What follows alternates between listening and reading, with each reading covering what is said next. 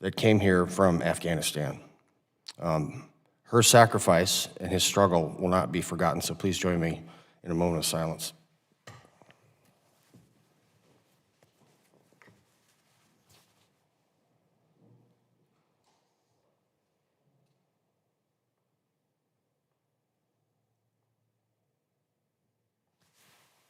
Thank you.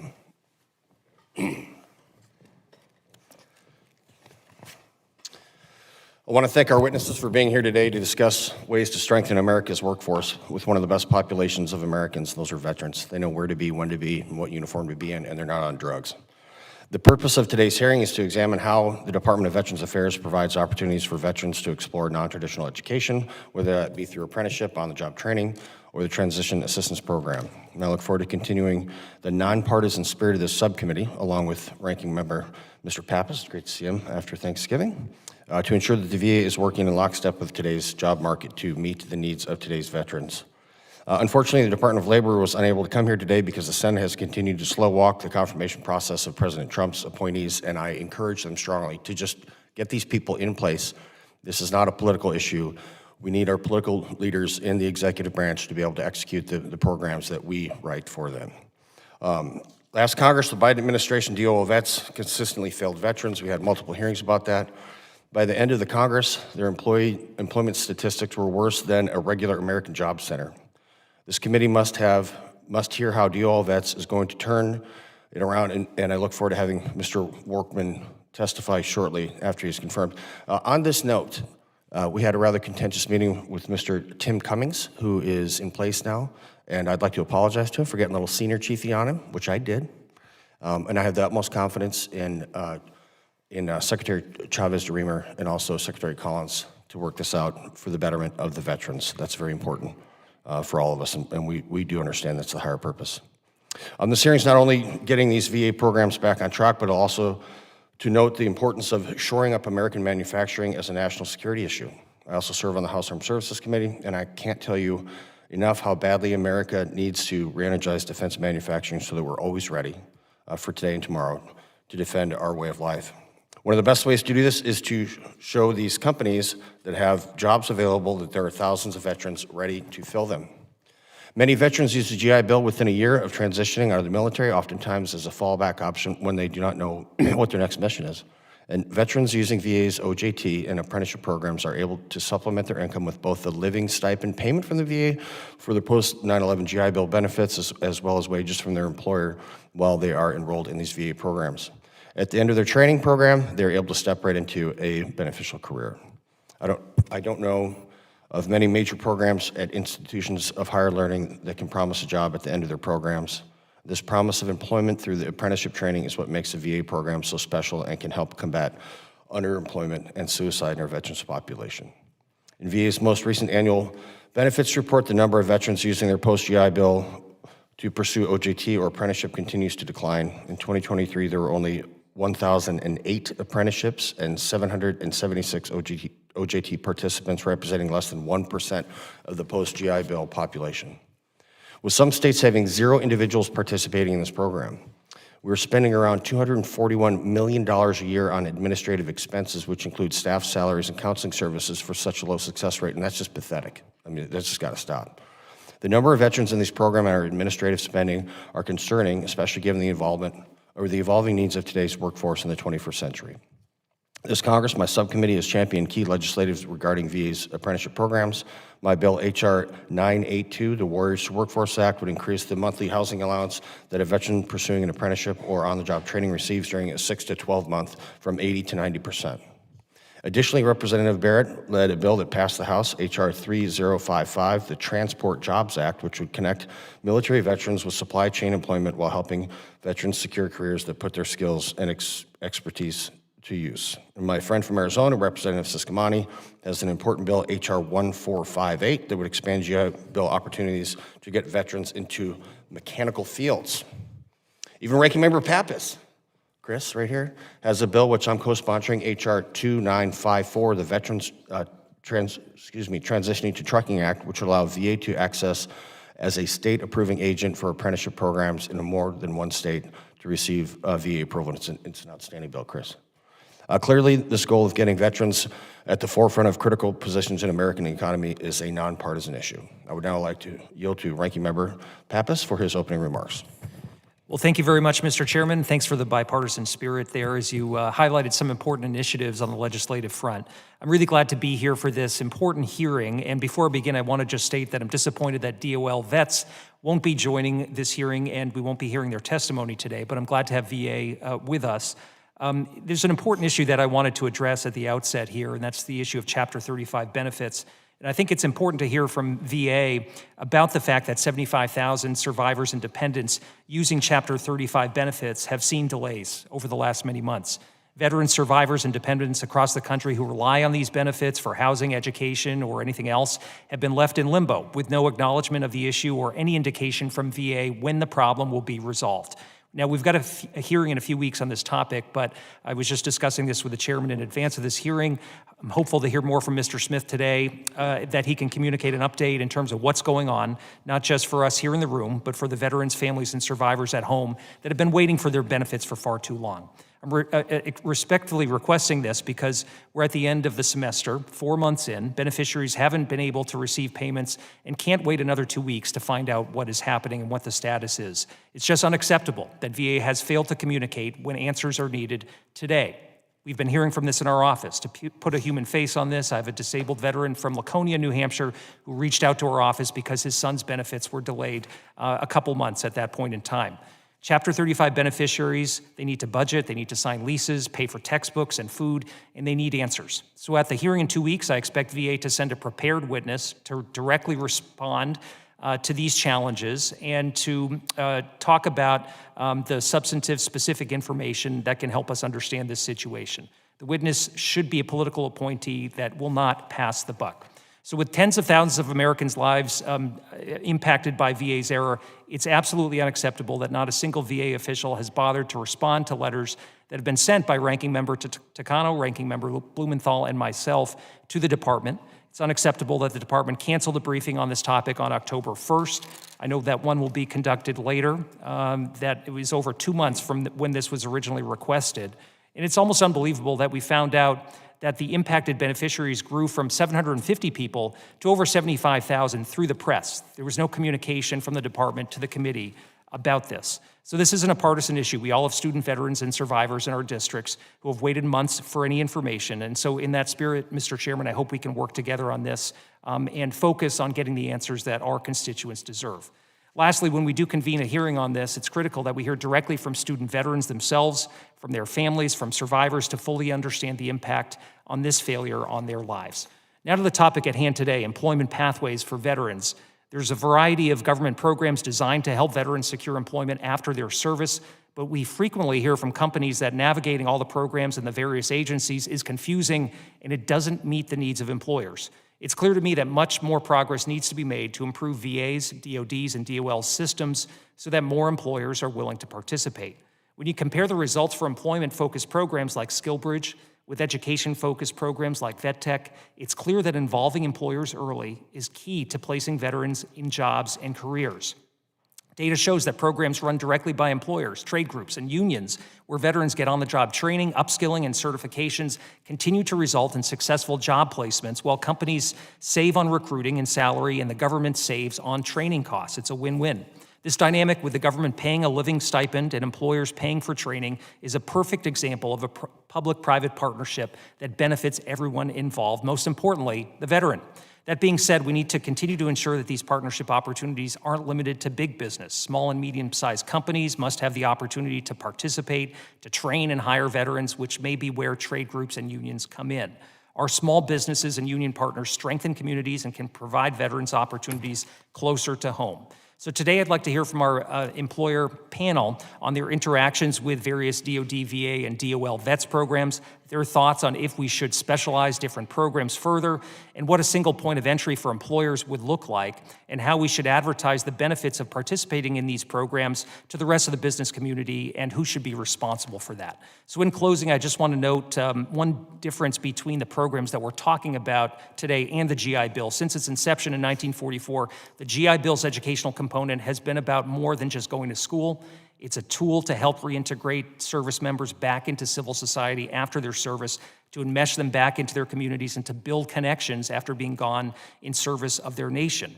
So we must hold those 36 months of eligibility sacred, especially now that the benefit does not expire thanks to the Forever GI Bill. We must resist the urge to water it down by using it to pay for other benefits. So if an employment program that we're talking about today drains a veteran's GI Bill benefit, we must absolutely ensure that, number one, it results in an actual gainful employment and that the start of a career is meaningful and not a dead-end job. Number two, that it protects veterans from bad actors who take advantage of them. And number three, that it fulfills Congress's original intent of the 1944 GI Bill by helping to reintegrate service members through community building and substantive interaction. Thanks, Mr. Chairman. I yield back. You're welcome, sir. Thank you, Ranking Member Pappas. And I'll just be frank, as long as I'm the chairman of the subcommittee and Mike Bost is the chair of the whole committee, the GI Bill will not be touched, nor will the VA Home Loan Guarantee Program. It's interesting that you and I think are responsible for the two most successful programs the United States government has ever created, and I'm very proud to do that, so I got you. I'll now introduce our witnesses. Our first witness is Mr. Kenneth Smith, Executive Director at Education Services, Veterans Benefit Administration at the Department of Veterans Affairs. Accompanying Mr. Smith is Ms. Chantile? Correct, sir, Chantile. Chantile. Stovall, Acting Executive Director, Veterans Readiness and Employment Service, Veterans Benefits Administration at the Department of Veterans Affairs. I'd ask that the witnesses please stand and raise your right hand. Do you solemnly swear that the testimony you're about to provide is the truth, the whole truth, and nothing but the truth? Very well, thank you. You may sit. Let the record reflect that the witnesses have answered in the affirmative. Mr. Smith, you are now recognized for 5 minutes to deliver your testimony on behalf of the Department of Veterans Affairs. Thank you. Chairman Van Orden, Ranking Member Pappas, and members of the subcommittee, thank you for the opportunity to testify today to discuss how we can strengthen the veteran workforce. Joining me today is Chantile Stovall, Acting Executive Director of Veterans Readiness and Employment. We're honored to speak with you about how VA is supporting veterans as they transition from military to civilian life, especially through vocational rehabilitation, non-college degree training, and employment-focused programs. Transition support begins early. VA is committed to supporting every service member transitioning from the military to the civilian workforce as seamlessly as possible. Through our partnership with the Department of War, VA reaches approximately 200,000 service members each year through the Transition Assistance Program. TAP helps service members understand and access the full range of VA benefits, including education, employment, and healthcare. To further support transition, in 2019, VA launched the VA Solid Start program. Solid Start calls all eligible veterans, regardless of their character of discharge, at 3 key stages during the first year after separation from active duty. These calls are unscripted and focus on connecting veterans to the right resources at the right time. Since its launch, VASS has successfully connected with nearly 75% of eligible veterans, and these veterans are more likely to use their other VA services critical to securing meaningful employment. In addition to programs provided during service and transition, VA supports veterans towards their pathways to employment and career readiness, including the Veterans Readiness and Employment Program, benefits focused on education, and non-governmental collaboration and support. VRNE is the cornerstone of our employment support through individualized counseling, employment planning, and hands-on training for disabled veterans seeking to overcome service-connected disabilities and return to work. In FY 2024 alone, VRNE conducted nearly 20,000 one-on-one briefings with transitioning service members.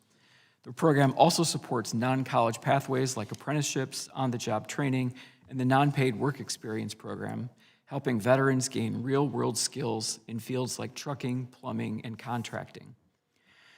Personalized career planning and guidance counseling is available to discharging veterans and ensures that they make the most informed choice for their post-military education and employment path. PCPG helps veterans weigh options for college, apprenticeships, certificate programs, on-the-job training, and other high-demand sectors to maximize career outcomes and economic mobility. Non-college degree training is a growing priority, and VA is ready to assist. President Trump issued Executive Orders 14278 and 14269 to optimize and target federal programs in workforce development for high-paying skilled trades and maritime industries. In FY 2024, over 17,000 post-9/11 GI Bill beneficiaries began vocational or technical training, and nearly 1,800 entered on-the-job or apprenticeship programs.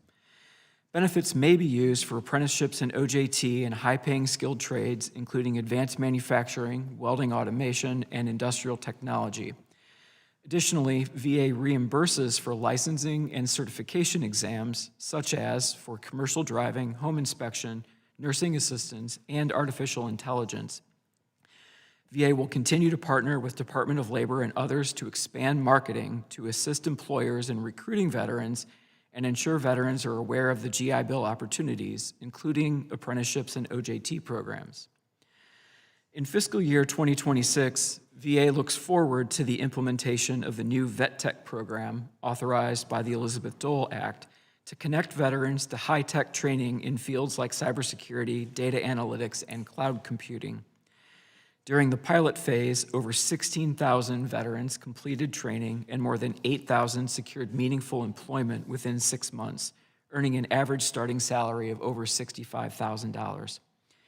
In closing, VA is committed to ensuring that every transitioning service member and veteran has access to the tools, training, and support they need to succeed in the civilian workforce, whether through college, vocational training, or direct employment pathways.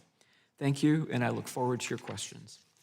Thank you, Mr. Smith. The written statement of Mr. Smith will be entered into the hearing record. We're now going to proceed with questioning, and I will remind our members that you'll each have 5 minutes for your questions. I now recognize Ranking Member Pappas for 5 minutes. Thanks very much, Mr. Chairman. Mr. Smith, if I could turn to you and just get at the challenges that I presented in my opening remarks that veterans are facing right now with respect to Chapter 35 of benefits for veterans and their survivors. Can you talk and give us an update on these Chapter 35 issues? Back in August, we received information that this was an issue impacting about 750 individuals. Schools found out that that number was more like 75,000. So where does that number stand? And most importantly, when can these beneficiaries in districts like ours receive their overdue payments? Thank you for the question. We look forward to addressing Chapter 35 questions in detail at the upcoming hearing, as well as in our staff briefing this Friday. We've continued to make progress through the 42 days of the shutdown and the 13 business days since then. And we will have a full set of statistics for you at that hearing or on Friday. I'm not asking for complete detail right now, but just some assurance that VA is working on this issue and making progress. We're talking about thousands and thousands of veterans and their family members that have been impacted by this. They deserve an answer today. We've sent a couple letters on this topic, one dated October 3rd to the department, another dated November 13th. It's been crickets. We haven't heard anything back, and veterans deserve an answer. So can you give them a little bit more of an assurance how VA is working to address this? You have my assurance that we've been working on it. Our field team of claims processors has been hard at work doing this through the shutdown. I apologize for the delays in these letters. It's my understanding that they're working their way through the VA concurrence process and will be released to you as soon as possible. So where does that number stand? How many folks are waiting right now? I can't provide you an answer on that right now. Are you going to provide us with a briefing in advance of the hearing in 2 weeks that will give us a little bit more detail so that we can provide the oversight that veterans and their family members deserve? Yes, sir. Now, can you talk a little bit more about some of the other challenges the department has faced? And I'm just wondering, in terms of the lapse of funding, who's made decisions with respect to furloughing employees during the shutdown? Is it your understanding that the White House's guidance during the lapse in appropriations was that employees supporting government-funded programs, including mandatory programs, were to be essential and working during the shutdown?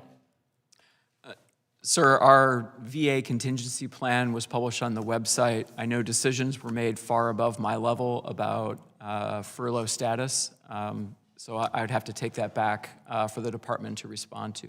So who made those decisions in terms of the programs we're talking about today?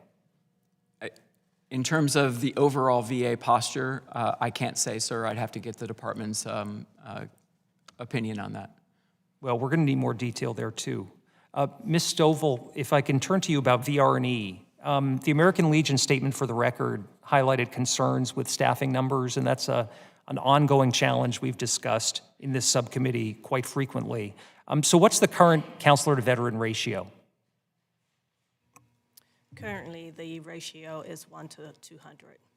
Okay, and how many counselor job openings do you have across the country? And can you just assess whether counselors are keeping up with that workload, knowing that that ratio is far above where the target is?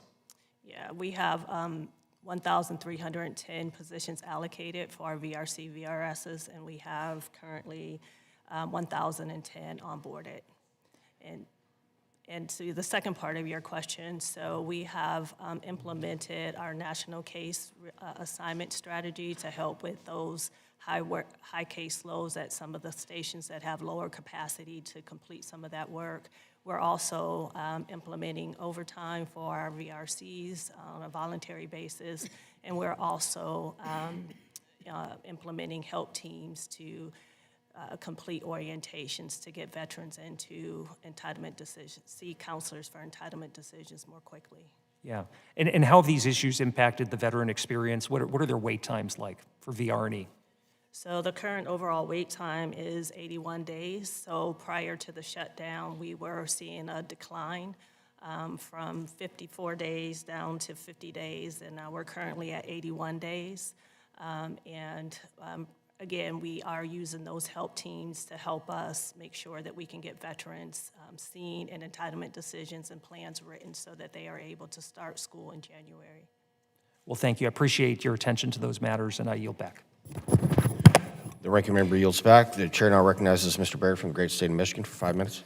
Thank you, Mr. Chairman, and thank you to the panel. Thank you both for being here today. And Mr. Chairman, thank you for the shout out on the Transport Jobs Act. We're hopeful that that will help kind of bridge the gap between members leaving military service and finding employment in critical sectors of the economy where we certainly have a shortage taking place. And this really struck a chord with me recently as we saw the tragic case out in California where an illegal CDL operator, illegal immigrant in the country, performed an illegal maneuver, left to the fatalities of Americans that were here. And to me, I'm thinking about this, and I'm like, why are we operating a system where it is benefiting people operating illegally when we could be employing veterans who have trained and are qualified in these ways, but may not have the appropriate civilian licensing that's necessary? They've driven trucks, they've done supply chain jobs in their military capacity, but then they don't have the reciprocity with civilian licensing to get that appropriate job and opportunity back home. One of the original reasons, the very first reason I was motivated to run for office a decade ago, I came home from the Army and I saw that a whole host of my battle buddies that I had served with were really struggling to find opportunities in Michigan at the time. And we were leading the country. We were the second overall state in the nation for veteran unemployment rate. This is back in the 2015 timeframe. And Michigan was coming out of this great recession at the time, and we were hit predominantly hard in that effect. And veterans always seem to suffer the worst brunt of economic downturns. And having a robust ability for transitioning veterans to come home is really important because I think it really provides that stability, that purpose, and that fundamental dignity that comes with being someone who is transitioning back home and finding that next mission in life. So the work that we do on this committee is really important in that effort to really establish a framework for how we're going to welcome people back home and provide them that self-sufficient dignity that they deserve. I had a few questions for you about some of the shifts that we've seen within the economy away from maybe some of the traditional four-year degree programs and into other skilled trade or other skilled professions and things like that. And I'm curious if you can give us any insight why we've still seen an overwhelming preponderance of people going into the traditional four-year degree fields and less inclined to go into the trade opportunities that may be a better fit for them based on their skills that they've acquired in the military. Thank you for the question, sir. And I wish I had a good answer for you. But honestly, we do not have a survey mechanism to ask veterans why they choose the path that they choose. That would certainly be something that we. Do you think it has anything to do with the reimbursement rates and what they can qualify for under a 4-year program versus a trade opportunity, the apprenticeship programs, and some of the just, I guess, reimbursement and other value ability of some of these programs that are available to them? It could be. There are a number of instances where if you look at a 4-year, what we pay for a 4-year college degree, Yeah. The total package value would be much higher than for a non-college degree or an apprenticeship program. Okay. And then I know I actually was in Michigan a few weeks ago in my district and met with the man who runs this group, Workshops for Warriors. I think he's actually testified in front of this subcommittee last Congress. And he told me that there is a cap. He runs a trade program, a skilled trade apprenticeship type program that gives certification to veterans, things like that. I think he told me there's a cap for an institution of how many of their students can receive GI Bill and other veteran benefits. Is that true, that there's a limitation there for institutions? There is a statutory requirement for 85%. It's an 85-15 rule, up to 85% supportable through government programs. Is there a waiver available for that, or would that need to be provided in law? Yes, and I'm sorry, I said that backwards. 85% non-funded, 15% funded. We can give a waiver to allow someone to exceed 35% as well. So that waiver opportunity is available. Thank you. Appreciate it. With that, Mr. Chairman, I'll yield back with 10 seconds to go. The gentleman yields. The chair now recognizes Mr. Kennedy from great state of New York. Thank you. Thank you all for being here. Your testimony. The GI Bill is a sacred promise that helps veterans pursue education, transition into civilian life, and provide for their families, including the survivors and children of those who have sacrificed everything. Our responsibility on this committee is to ensure that that promise remains strong. A recent negotiated rule from the Department of Education on loan limits for certain advanced graduate degrees has raised serious concerns, especially for veterans pursuing fields like nursing, education, physical and occupational therapy, social work, and many other advanced degrees in healthcare, particularly, but not exclusively. And these are students and veterans who rely on both GI benefits and federal loans to cover the full costs of their programs. We need answers about delays as well on Chapter 35 benefits for survivors and dependents. The VA has not responded to congressional inquiries, and recent staffing cuts affecting payment processing is certainly troubling. And these issues require immediate attention. And the delay is beyond concerning. It's infuriating, quite frankly. Mr. Smith, countless Americans, including future nurses, therapists, and other essential healthcare providers, are worried they may no longer be able to complete their graduate professional degree programs under the Department of Education's rule that restricts access to federal loans for certain healthcare professions. Veterans relying on GI Bill benefits deserve immediate clarity. Is it your understanding that GI Bill coverage for professional degree programs like nursing, physical and occupational therapy, and others will remain entirely separate from and completely unaffected by the Department of Education's draft rule? Thank you for the question, sir. I'm unaware of the details of the Department of Education's draft rule, but we do pay benefits up to the annual max amount set by Congress for private schools. For public schools, there is no limit, and as well, the Yellow Ribbon Program allows veterans to, and allows schools to match 50% to exceed that, the max cap that is set each year.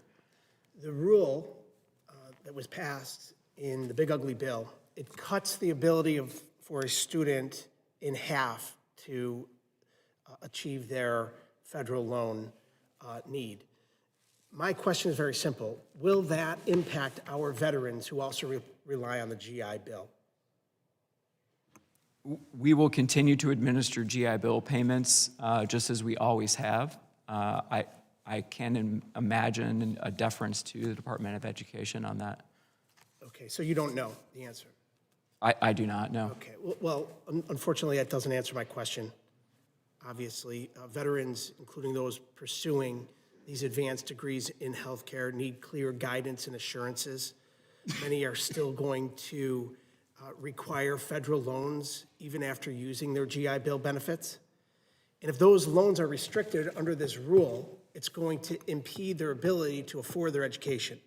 Hence, they're not going to go into these healthcare roles where the need for nursing by 2033, we're told from the Bureau of Labor Statistics, we need to be hiring 200,000 nurses a year to achieve where we need to be. So we're already behind the 8 ball, and we know our veterans make great nurses and healthcare practitioners across the board.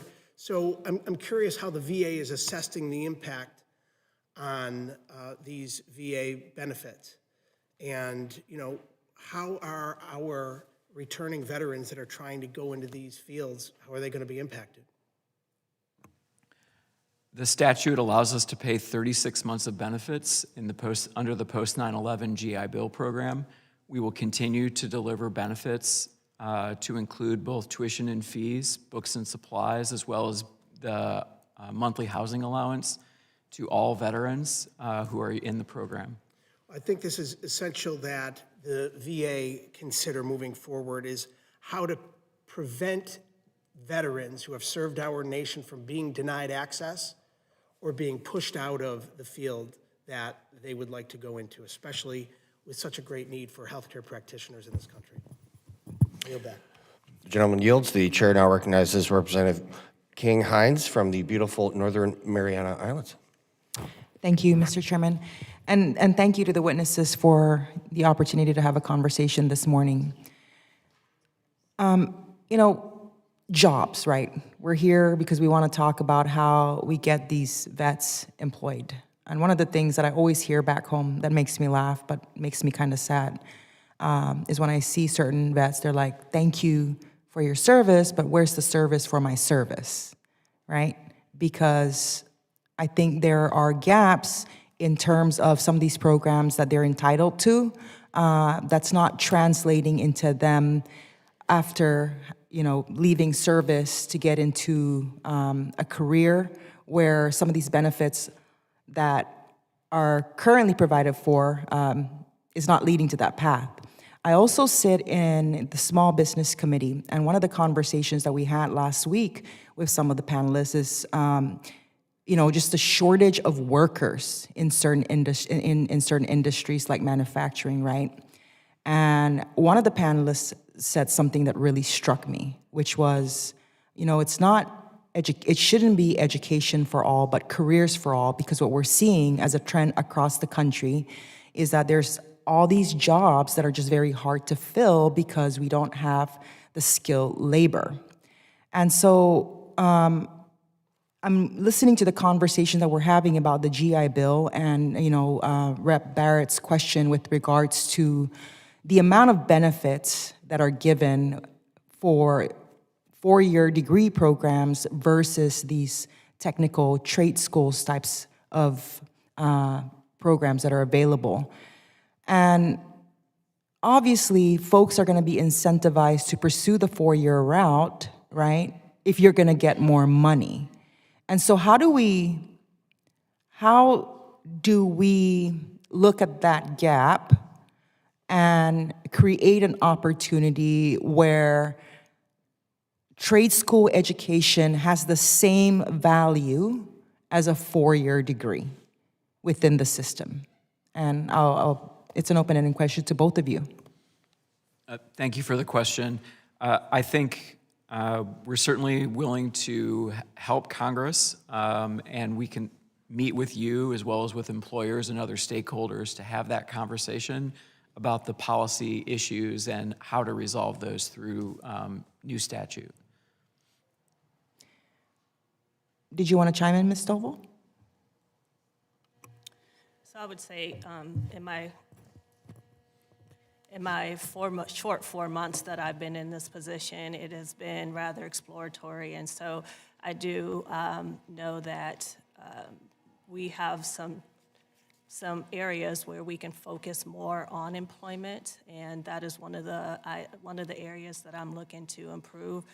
Currently, we do have 96% of our participants that are following our employment through long-term services track, and only about 2.5% that are in our rapid access track, which is the track that we use for veterans that have skills and may just need resume development and job development services to help them. So I am looking into that to see what is driving that high usage rate of our employment through long-term services track, to see how we can improve and leverage participation of our other tracks that may be more appropriate. We do know that veterans come out of the military with multiple skill sets, and so we need to figure out what we need to do to make sure that we are utilizing them when we're looking at how we can return them to the employment market.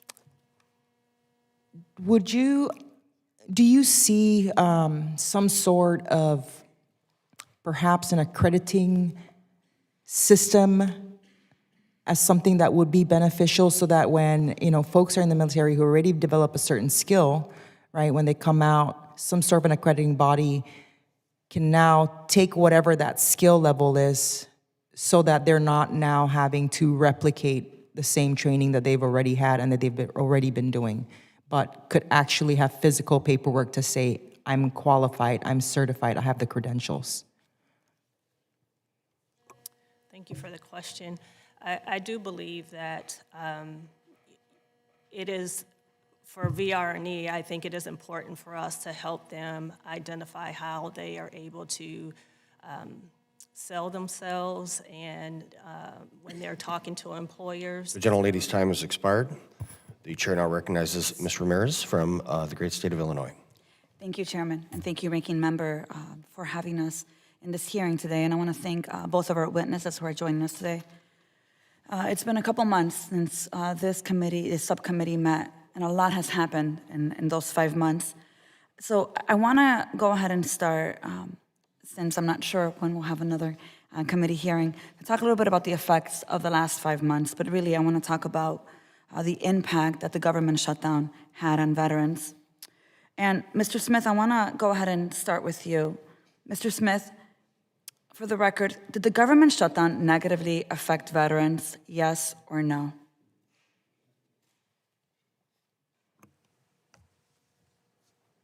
Yes. Thank you. Yeah, and just for the record, I appreciate you answering honestly here. 1.2 million veterans were at risk of losing SNAP benefits, as you know, and more than 75,000 veterans and their family members had their tuition and housing payments delayed after the software problem stopped the automated delivery of their benefits. We also know that 56 VA regional benefit offices were closed to the public, and more than 16,000 service members preparing to leave the military were unable to receive the VA transition briefings. So, Mr. Smith, recognizing that you saw the impact, did the government furlough any veteran employees at the VA, yes or no? Did we furlough? Did you furlough employees? any veteran employees at the Veteran Affairs Department? I'm sure we did. Yeah, you did. According to the VA press release, 37,000 VA employees were furloughed, and estimates that are about 120,000 veterans that work for the VA also were impacted. So it's likely that many veterans were furloughed. Mr. Smith, did the government shutdown have any negative impact on veterans trying to access educational benefits like the GI Bill hotline or the VR&E counseling case management? Yes or no? The education call center was closed during the shutdown. So it was impacted. Okay, so just for the record, I just want to make sure we note this, since we have not met for the last 5 months, and this shutdown by the majority really had an impact. I want to make sure I put this on the record. More than 900,000 veterans were unable to get assistance from the GI Bill hotline. More than 100,000 enrolled veterans did not get their veteran readiness and employment program counseling or case management services. And by October 30th, there was a backlog of new applicants for the program of more than 61,988 applications. I want to make sure I put that on the record. I also want to state that I was extremely frustrated that my staff were working around the clock every single day, and they were unable to connect with a congressional liaison when they were attempting to advocate on behalf of the veterans that I represent. The secretary directed leaders and staff within the VA to use congressionally appropriated funds to send these politically charged messages to veterans and congressional staff about the shutdown, which I think is a clear violation of the Hatch Act, instead of trying to work with us to try to help them.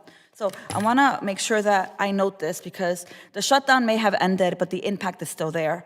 With that, the last minute and a half I have, I want to talk a little bit more about workforce opportunities here. Access to a quality education is one of the promises we made to veterans, and we must deliver. The vet tech is now drowning on GI Bill benefits, yet VA's own data shows that the vet tech's employment rate is only at 49% within the 180 days of program completion. So, Mr. Smith, when VA's own data shows that the vet tech fails to lead to employment for more than half of participating veterans, isn't restoring their GI Bill benefits essential so veterans are not stuck paying the price when their training fails to yield gainful employment? Thank you for the question. Based on the statute and design of the vet tech program authorized by the Elizabeth Dole Act, if there is no remaining entitlement, the veteran is allowed to train without cost. So they are allowed to enroll and pursue the vet tech program, and then they are charged entitlement if they do have remaining entitlement. And yet, half of the participating veterans are not getting their restorated GI Bill benefits. So I just want to make sure I note that, because the purpose is to be able to help them get gainful employment. And that's why, I think some of us have been working the last few years. I have 10 seconds left, Chairman. And I worked on the Student Veteran Benefit Restoration Act, and I'm going to be reintroducing it. And it'll be really important for us to work bipartisan the way we did before to make sure this bill finally passes. With that, I yield back. The gentlelady yields back. The chair now recognizes my great friend, Mr. Juan Ciscomani from the state of Arizona. Thank you, sir. Thank you, Chairman. And thank you all for the witnesses here for being here as well to testify about this important topic. As our country continues to face shortages in key industries like electrical work, trucking, manufacturing, and energy, this committee must ensure that veterans are made aware of every pathway to a meaningful career. In a recent survey, more than 70% of veteran readiness employment participants of the VRNE enter into an undergraduate program, where about 3.5% entered into a vocational or technical program, and participation rates for on-the-job training remain especially low. Given the robust wages and impressive employment outcomes associated with these programs, it's clear that significant improvements in outreach are needed. My bill, H.R. 1458, the Veteran Education and Technical Skills Opportunity Act, the VETS Act, Opportunity Act, expands access to vocational and technical training by extending educational benefits in the post-9/11 GI Bill to include both in-person and hybrid versions of skilled trade training programs in order to address skilled trade labor shortages. Today's hearing is an opportunity to learn how the VA is refocusing on all educational pathways, degrees and non-degrees, and the best ways we can assist veterans in obtaining high-paying jobs and strengthen the American workforce and the shortages associated with that. So I want to start off with a question here regarding the Dole Act. Now, Mr. Smith, this is for you. The Dole Act was signed into law last January, and it included improvements to the vet tech program that is very key to the issues that we're talking about here. Now, the VA, now it says that it's going to implement the vet tech program into the first quarter of 2026. That's well over a year after this was signed into law. This is, quite frankly, unacceptable. I'm not sure why it's taking so long, especially given that Congress paid for the provisions to this almost immediately. I'm also on the Appropriations Committee, so I know that well. We had the legislation and we had the appropriated funds for that as well. So why has it taken this long? And why can we implement it today? Sir, thank you for the question. We've been working to build a payment or a claims processing and payment system to support the vet tech program. Because of the changes to the underlying program, the requirements changed, and we needed to make changes to our claims processing tool. Secondly, our new payment processing system needs to be updated so that it can also process and pay those. We're looking to do that in third quarter of this year, be done in third quarter of this year, so that we can field that program. Third quarter of this year? Yes, 26. Okay, of next year then, you're talking about. We're in fiscal year 26, I'm sorry. Okay, on the fiscal year, gotcha. Well, there's got to be a way to be able to speed this up. I mean, the funds are there, the legislation was passed. This has a direct impact on where we want to go here with workforce, especially when we talk about the trades and so on. So I'm hoping to maybe get a little more concrete timeline or what's in the way of this, but I do want to add some friendly pressure here, because this is time is of the essence here. And again, it'll be over a year by the time that your stated goal of quarter one gets implemented. So hopefully we can get on that pretty quickly. I would appreciate an update on that when you have a more specific timeline. Will do. Thank you. Now, let me move on to another question. I can't see my time here, Mr. Chairman. 1 minute. Oh, okay. Well, I don't have a lot of time. But so I'll move to Ms. Stovall, if we can do that. The VRNE benefit report highlights that, like I said, only 3.5% of veterans in the program pursue vocational or technical training, and just about 0.4% participate in apprenticeships. What do you believe is driving such low participation in the career-building pathway, specifically on this one, and what strategies can be implementing to increase awareness and enrollment in those programs? That is one of the areas that I am looking into, sir, to determine, what is driving the high participation rates in training programs. And what I have tasked my staff with is looking at what are our top four-year degree programs and how can we match those with apprenticeships and OJTs that currently exist. That may be a better route to help our veterans enter employment more quickly. I agree, Mr. Chairman. Thank you. I would say that, I think we, at least in Arizona or in Tucson, we may need not as many more attorneys, but we need more on the trades. We're missing that for sure. So if we can. The gentleman's time no has offense to expired. any of the attorneys in the room here, Mr. Chairman. Not me. Okay, no, I'm not looking at you. I'm looking past you. Okay, No, okay, we're all right, good. Good. Is it Thank you all. Kennedy, maybe? I don't know. The gentleman's time has expired. The chair now recognizes Mr. McGarvey from the great state of Kentucky.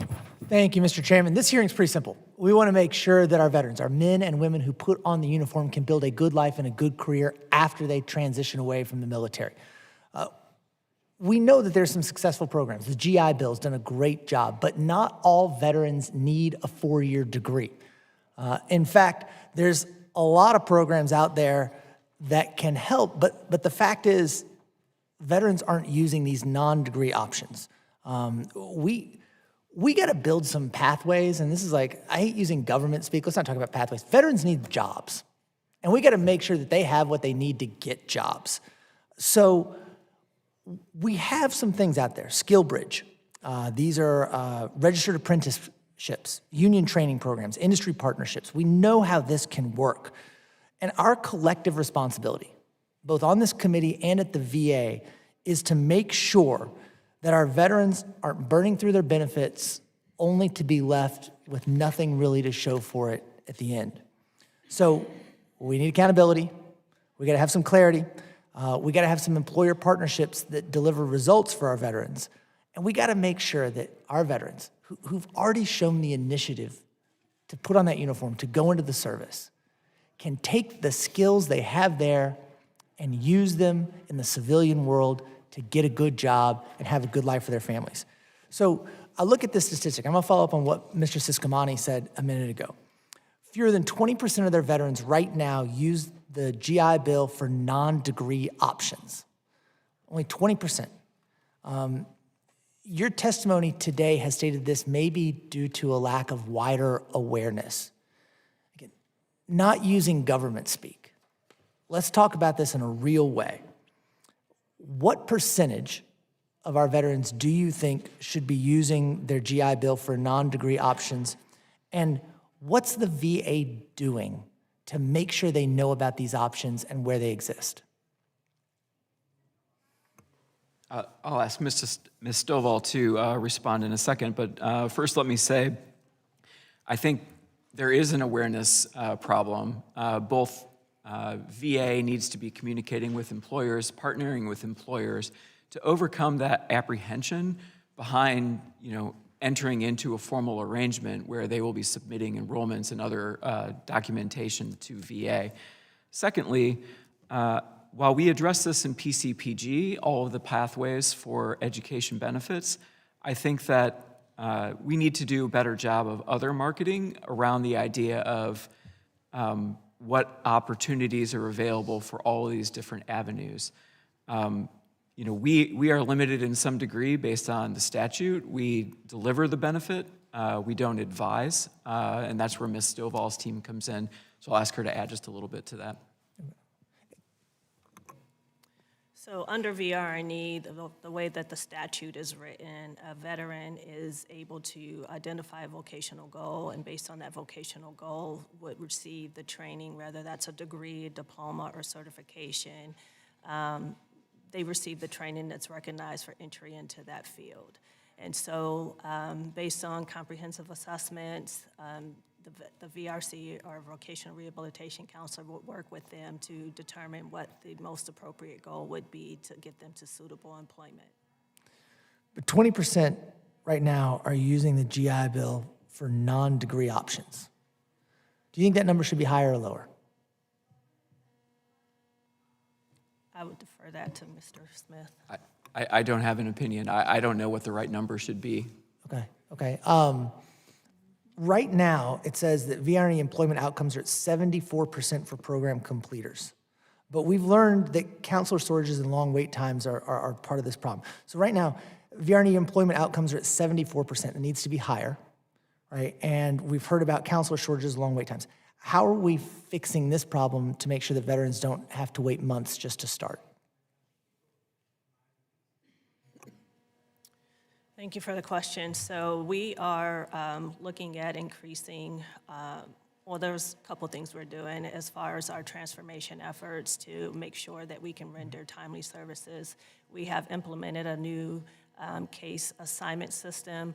We have, actually, I forgot to mention it earlier, but we do have 91 FTE that we will be onboarding this month to help with fill those vacancies. And we're also continuing to use some of our help teams to assist with backlogs. We're out of time. I have more thing. I do want to point out, Mr. Chairman, graduation rates look okay, but only half of graduates land meaningful employment within 180 days. That's 6 months without a paycheck, so we got to do better. Roger that. Gentleman yields back. I now recognize myself for 5 minutes. Part of this issue is back in the 1970s, for some reason, everybody thought that every single American needed to go to a 4-year college. And they treated the rest of us that decided to join the military at 18 like we're less people. And that is not the case. The trades are where it's at. And if you want to work with your hands, because that's how America is built. America's not built because somebody has a degree in 13th century French poetry. It's because a dude went to one of these union shops and became a carpenter. So let's just remember that. And these numbers should be higher. The goal is employment. It's not a piece of paper on a wall. Let's always remember that. A lot of these things, I think, my colleagues are concerned about. I am too, and I think we need to look at making sure that our TAP program addresses this more, that we educate our folks getting out of the military about the trades, show them that, you can make an exceptionally good living by being a tradesman. I went, it was last year, I was driving by, doing doors and stuff when I was running for office, a year and a half ago, I guess. And there was this dude there, he had this great house and this bitchin' boat and a truck and all this stuff. And I stopped, I asked him what he did for a living. He said he's a lineman. And his wife went to a tech school and she was an x-ray tech. So you can live a very, very high quality life by working with your hands. And I just need to make sure that everybody understands that. Mr. Smith, DOL Vets is not here today. And we talked about that earlier. I think it's because of the intransigence of the Senate. So we need to get those people in here. Can you tell me any redundancies between you and DOL Vets, between the Department of Veterans Affairs and the DOL Vets? I don't believe there's any redundancy. We certainly partner with DOL vets, and we leverage their registration process for apprenticeships, and we then accept them, we deem them as approved. The state Mr. Smith, you guys have similar workforce programs, homeless programs.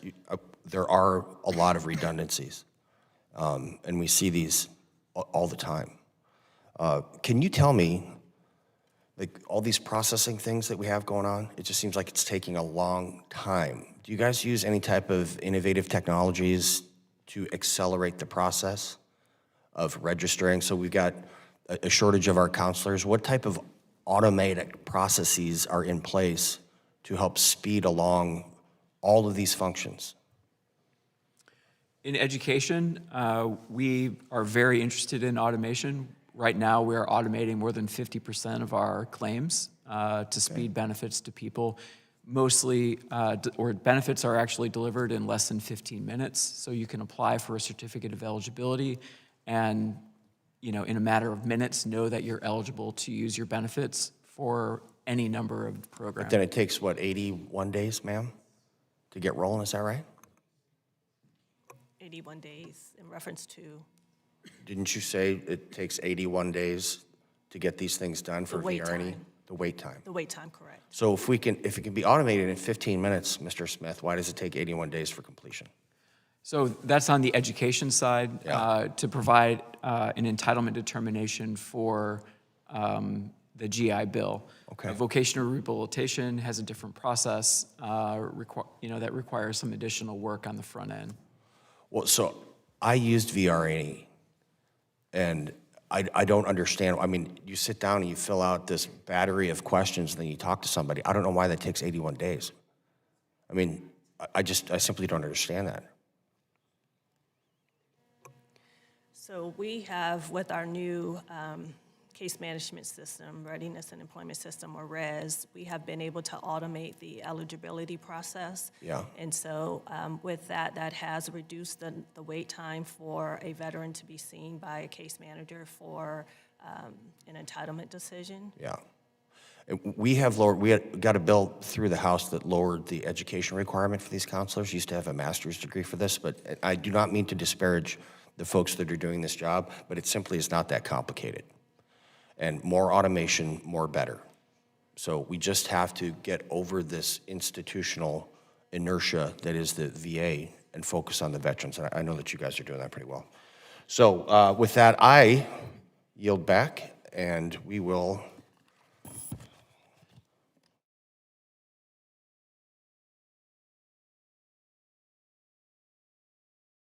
With that, I yield back, and we'll be dismissing this panel. Thank you so much for your time. I appreciate it greatly, and we'll take a short break while we impanel the next group.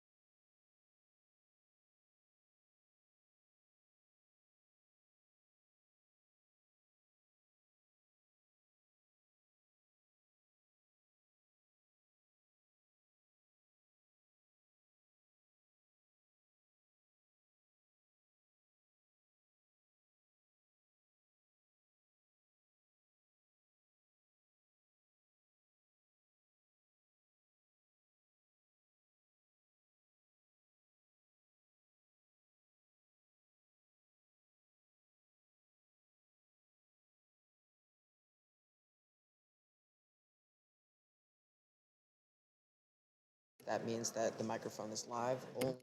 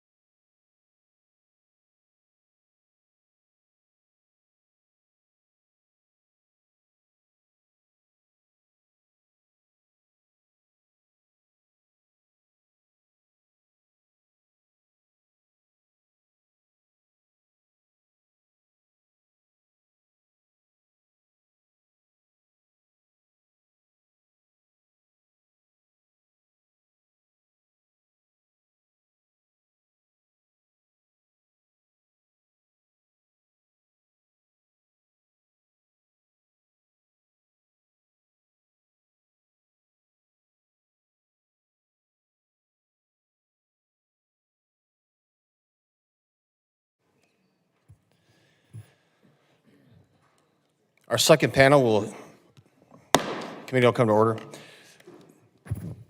On our second panel, we're going to hear from the following witnesses. Our first witness is Mr. Greg Hamm, Vice President of Field and Government Recruiting at Werner Enterprises, testifying on behalf of the American Trucking Association. Our next witness is Gary LaBarbera, Jr., there you are, business agent, Teamsters Local 282, and Helmets to Hardhats Trade Advisor, testifying on behalf of the International Brotherhood of Teamsters. I want to thank First Sergeant LaBarbera for his service. He just retired. First shirt, good job. Semper Fi, we just had our 250th birthday, kind of a big deal. Hope you had a good time. Woke up with a headache, probably. Our third witness is Mr. Jerome A. Grant, Chief Executive Officer at Universal Technical Institute. And our fourth witness is from the great state of Wisconsin, Mr. Vang. It's wonderful to see you. Human Resources Manager at ORC Industries. And I want to thank Mr. Vang for being here and representing my home state. It's great to see you, sir. Our final witness is Mr. Dave Bostic, Service Development Manager, Aftermarket and Customer Support for Region 4, testifying on behalf of Deere and Company. I'd like all the witnesses to stand and raise your right hand, please. Do you solemnly swear that the testimony you're about to provide is the truth, the whole truth, and nothing but the truth? Very well, you may be seated. Let the record reflect that all witnesses have answered in the affirmative. Mr. Hamm, you are now recognized for 5 minutes to deliver your testimony.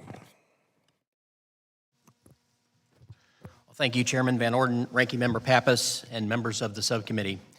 Thank you for inviting me to testify on behalf of the American Trucking Associations and Werner Enterprises. My name is Greg Hamm. I'm the Vice President of Field and Government Recruiting at Werner Enterprises. And as a proud U.S. Army veteran, I understand, both personally and professionally, the challenges that come with transition into the civilian role. The Army transformed my life by giving me the discipline to do things the right way, even when no one is watching. The grit to push through when things get hard, and the commitment to finish what I start, and a sense of honor that comes from being part of something bigger than myself. These are the same qualities that I see in veterans embarking on civilian careers. It's why I'm devoted to helping find them opportunities in the trucking industry. At Werner, we take pride in being one of the nation's largest and most dedicated employers of veterans and military families. Our average driver earns over $75,000 a year, and many earn well into the six figures. Approximately 20%, or 1 in 5, of our 13,000 associates are military connected, and our goal is to reach 25%, or 1 in 4. Our team of veteran recruiters has walked the same path as the men and women that we serve. Veterans entering Werner can pursue careers ranging from professional drivers to technicians to safety roles, operations, logistics management. We extend educational support, tuition assistance, and military community resource groups to ensure that veterans and spouses have the tools they need to thrive. Werner's holistic approach to career development has produced countless success stories. One example is Sergeant Eric Macedo, who served over 6 years in the Army as a mechanic. And despite his extensive experience maintaining complex equipment and leading soldiers, he struggled to translate his skills into the civilian career. By using his GI Bill benefits to enroll in Werner's registered apprenticeship program, he earned a CDL, quickly advanced at our company, and today he serves as a road team captain and as a mentor. Eric frequently tells us that the structure and the community that he rediscovered at Werner restored his sense of purpose that he felt in the service. Eric's story underscores what is possible when policymakers and employers work hand in hand.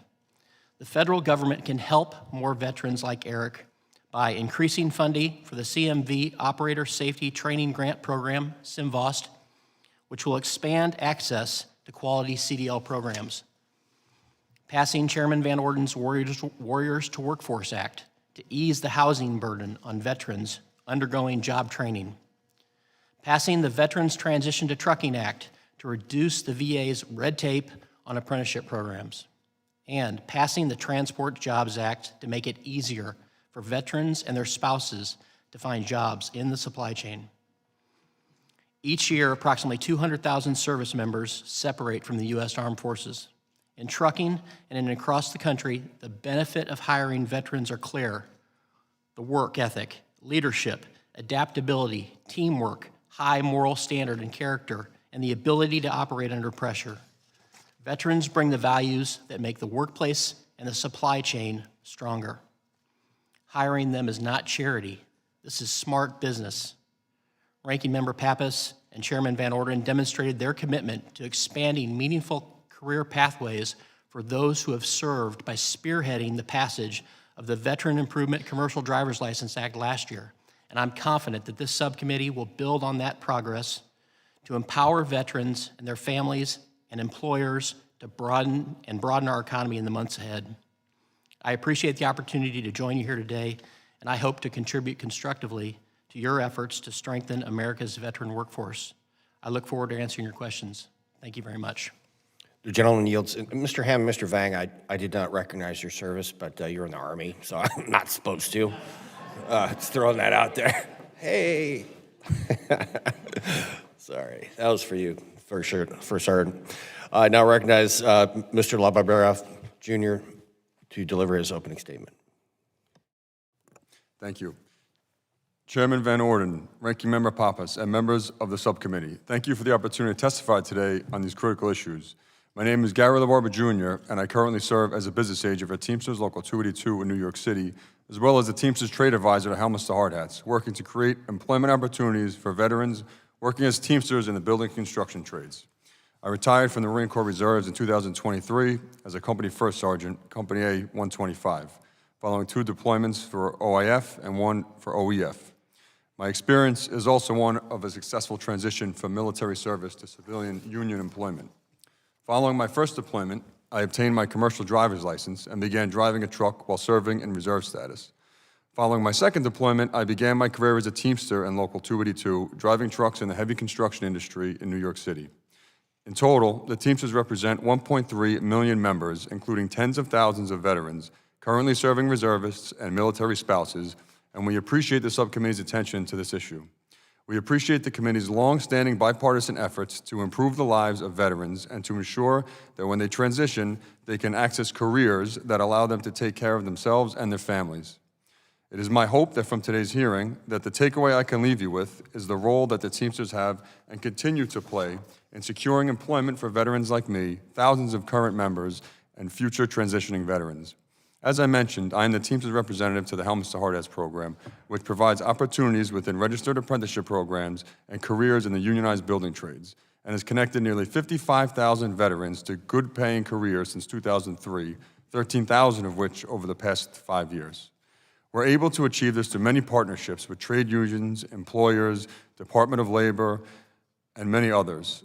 I have worked with countless veterans, connecting them to locals, training centers, and employers, affording them opportunities to begin well-paid careers as Teamsters in the construction industry.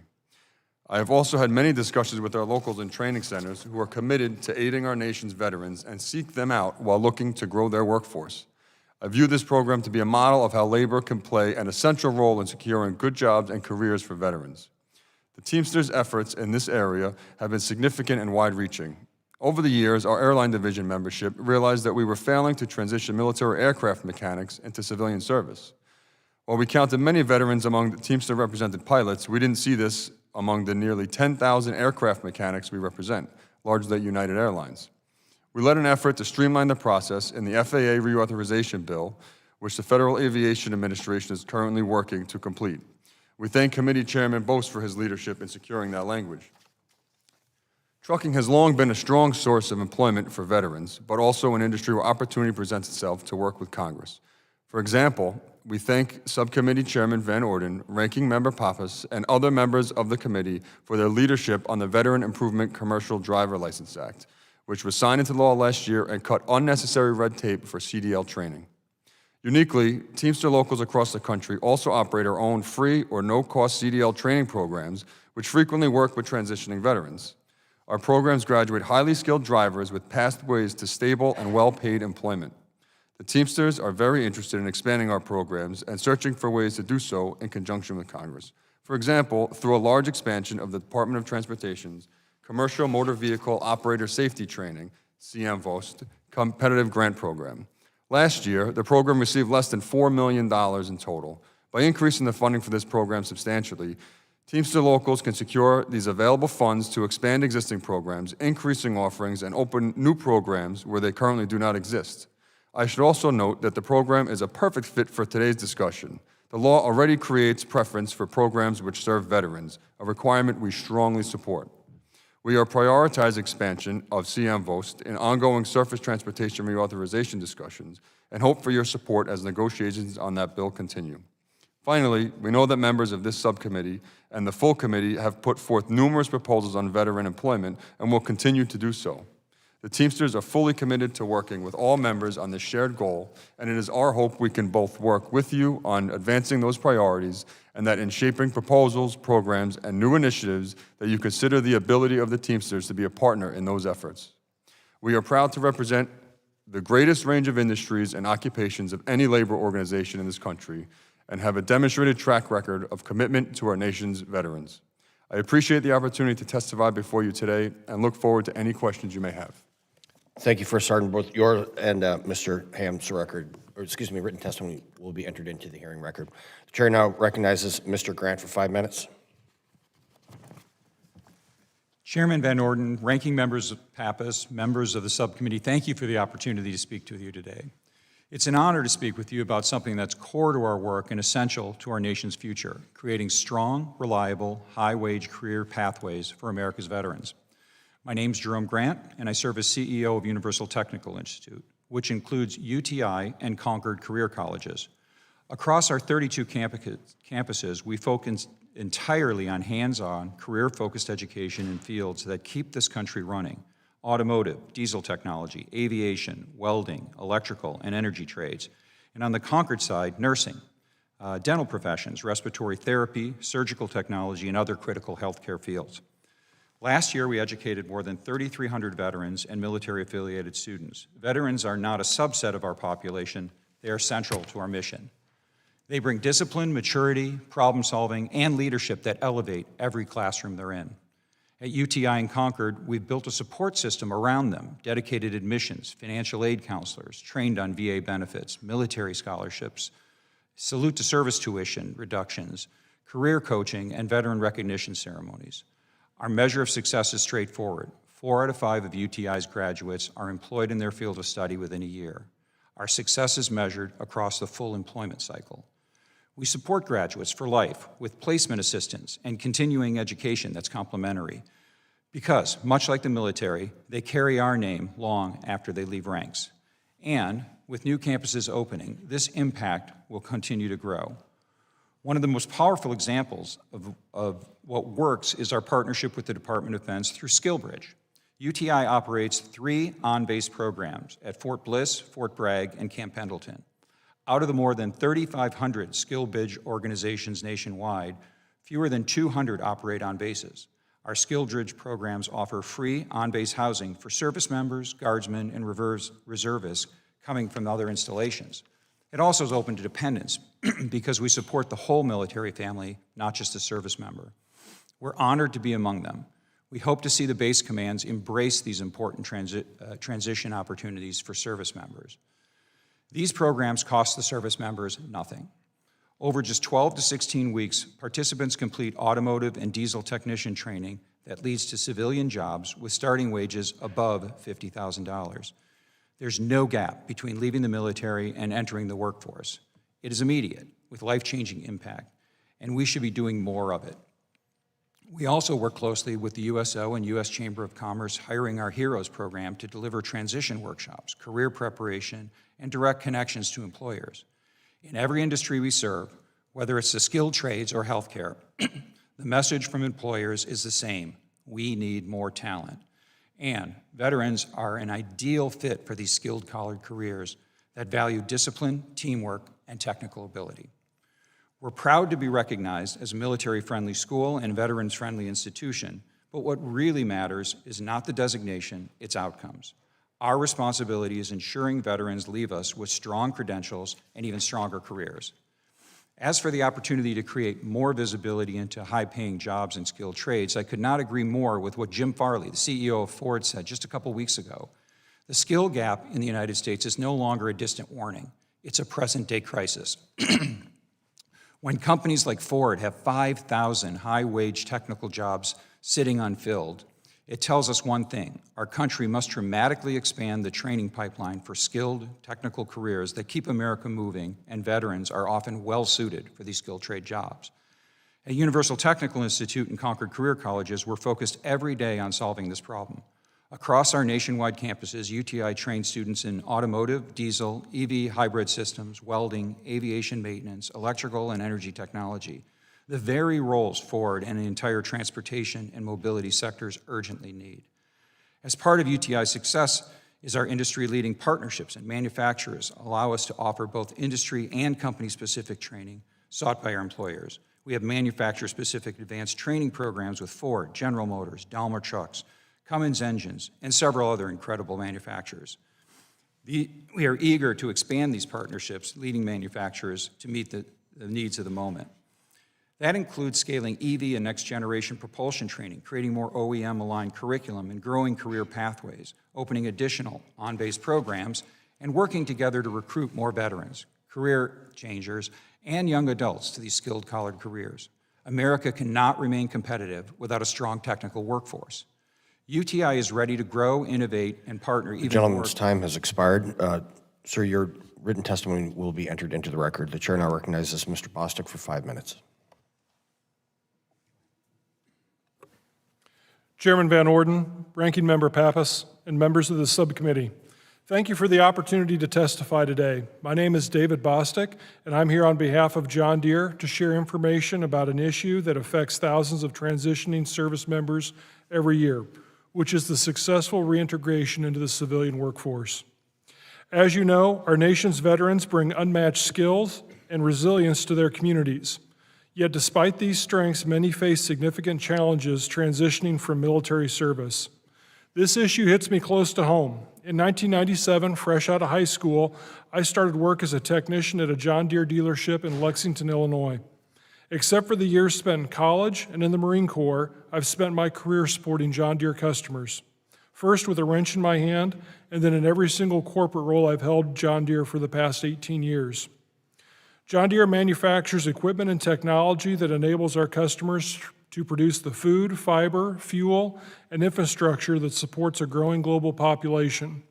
To accomplish this, we employ over 30,000 employees across 16 U.S. states, including 250 employees in Chairman Van Orden's district.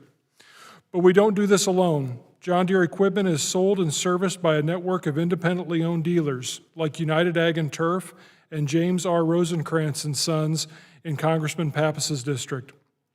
These are small businesses embedded in thousands of communities across the United States that employ an additional 50,000 people. Currently, these dealerships face a critical shortage of skilled workers, especially equipment technicians.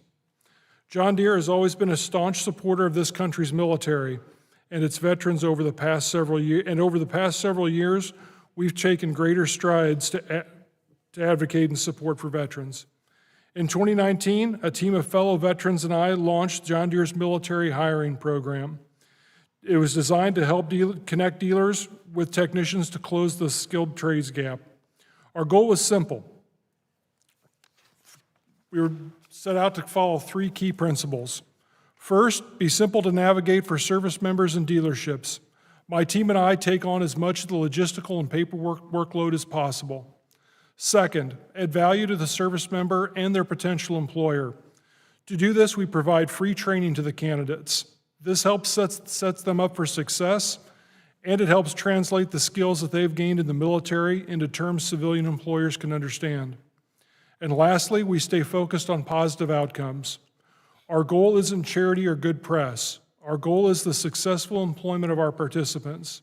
Since 2019, our dealers have hired approximately 800 veterans, including hosting over 300 SkillBridge interns, which has become a cornerstone of our military hiring program. Today, I urge the subcommittee to consider stronger partnerships between the government and employers to manage transition programs like SkillBridge. Employers are on the front lines of the workforce development. We understand the skills needed, the gaps, and the potential that veterans can bring to their organizations. By involving employers directly, we can ensure programs are relevant and responsive to a rapidly changing labor market. Here are three key recommendations. First, formalize employer advisory councils to help shape transition programs like SkillBridge, ensuring alignment with industry needs. Second, expand incentives for small and mid-sized employers to hire veterans and participate in programs like SkillBridge. At John Deere, we're able to leverage our size and infrastructure to help our independent dealers navigate this process. Many small businesses would benefit from a similar model. Third, create a centralized employer portal to streamline veterans' benefits, track outcomes, and share best practices across industries. Well-intentioned businesses often struggle to navigate the existing systems and connect with the right resources. In closing, I ask for your leadership to create a future where the government, veterans, and employers have a clear path to create positive economic opportunities. It's often said that the best recruiting tool the military has is a service member that becomes a successful civilian. Thank you for your time and commitment to those who've worn the uniform. The gentleman yields. Mr. Bostic, your written testimony will be entered into the record, and I'm going to throw a little Semper Fi to you, too. Kilo Company? Is that right? Yes, sir. Kilo 324. Okay. Al Anbar? Al Anbar? Yes, sir. Garden spot, wasn't it? It was not at all. Yeah. The chair now recognizes Mr. Vang for 5 minutes. Before I say this, Mr. Vang, I've been to your facility, and it is remarkable. What you guys do there is life-changing for so many people. It gets not just the veteran side, I'm talking about some of the other folks that are there. They take tremendous pride in getting up and going to work. They're part of a community. They're supporting themselves and their family. And I want to personally thank you for changing the lives of thousands of people. It is just remarkable. So with that, sir, I yield to you for 5 minutes. Mr. Chairman, ranking members, members of the subcommittee, thank you for the opportunity to testify today on strengthening the veteran workforce through non-traditional career path in manufacturing. My name is Ying Vang. I'm here on behalf of ORC Industries, a not-for-profit manufacturer dedicated to creating meaningful employment opportunities, especially for individuals with disabilities and for our veterans. Across the country, manufacturers are facing workforce shortage.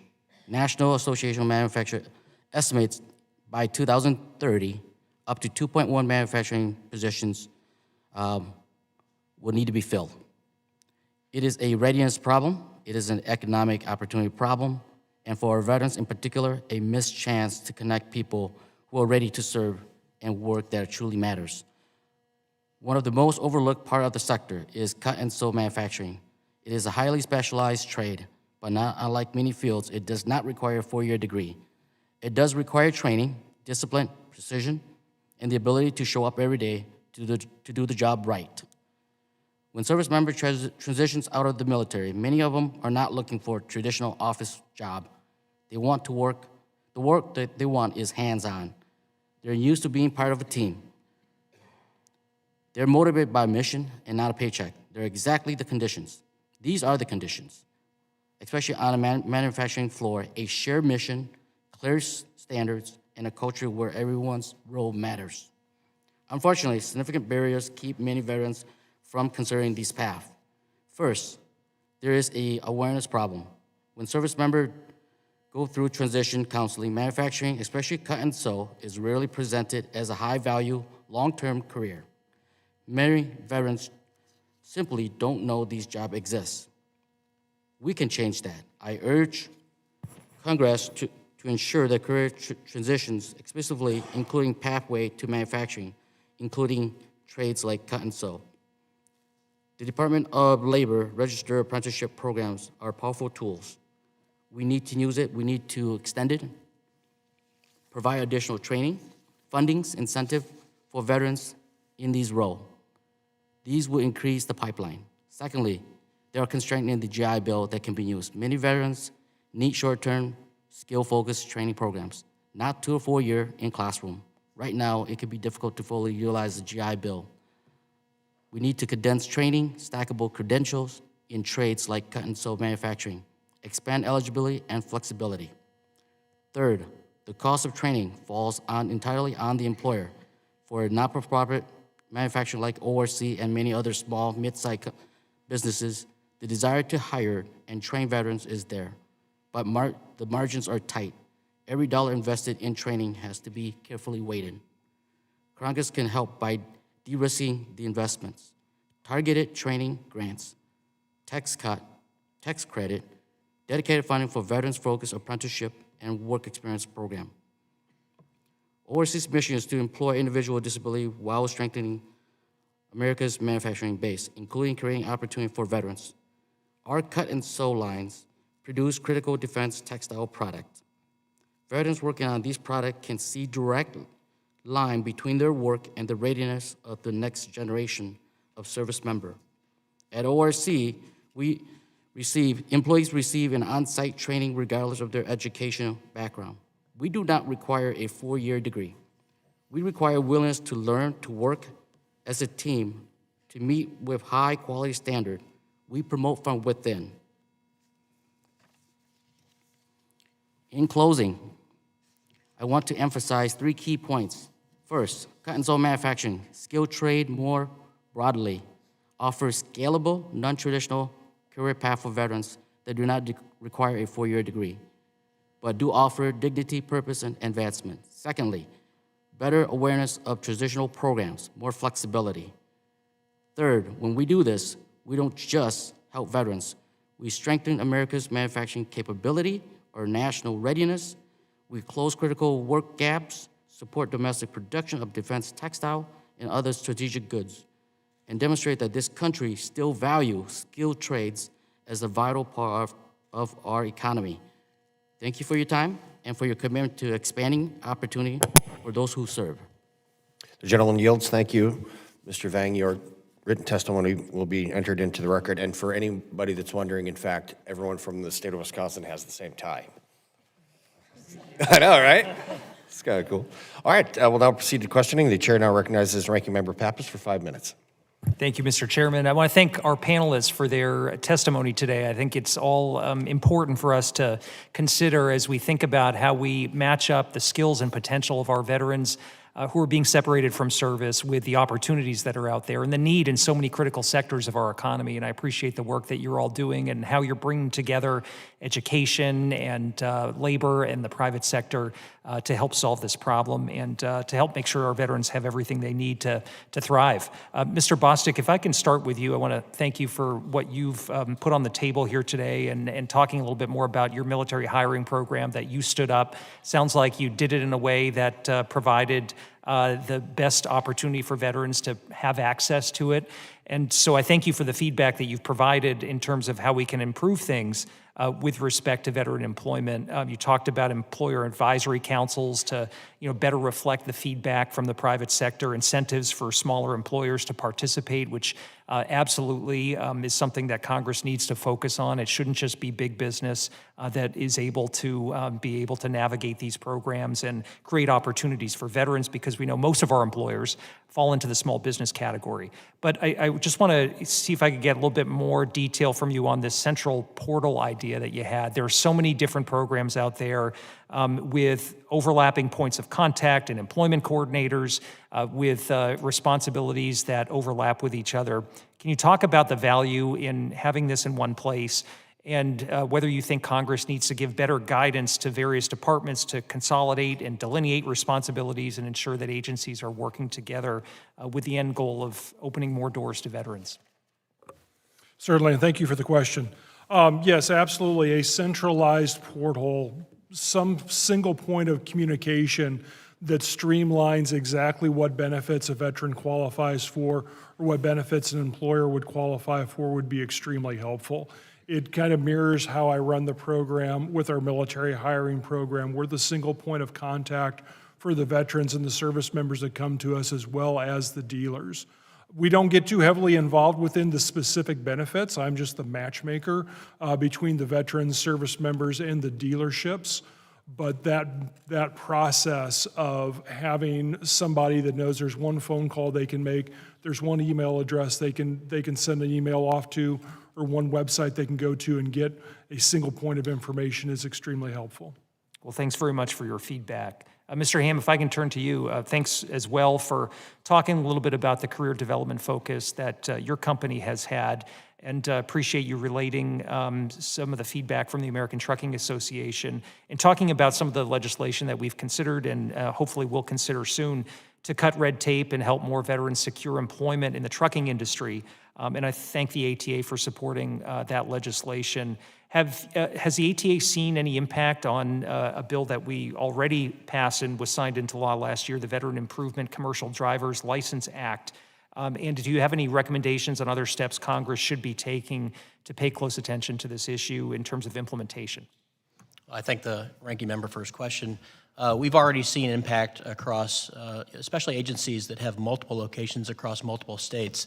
The ability to have, well, the old inability to not be able to have students have access to their GI Bill benefits just because you were another state location of a corporation or an entity that had it already approved in another state was burdensome on the veterans trying to use their benefits. So we've already seen in the short, just a year that it's been in effect, we've already seen progress in having students have access to funding through the GI Bill benefits to get quality education at these quality training providers. Well, thanks for that feedback. That's important. Mr. LaBarbera, if I can talk to you a little bit about CDL as well.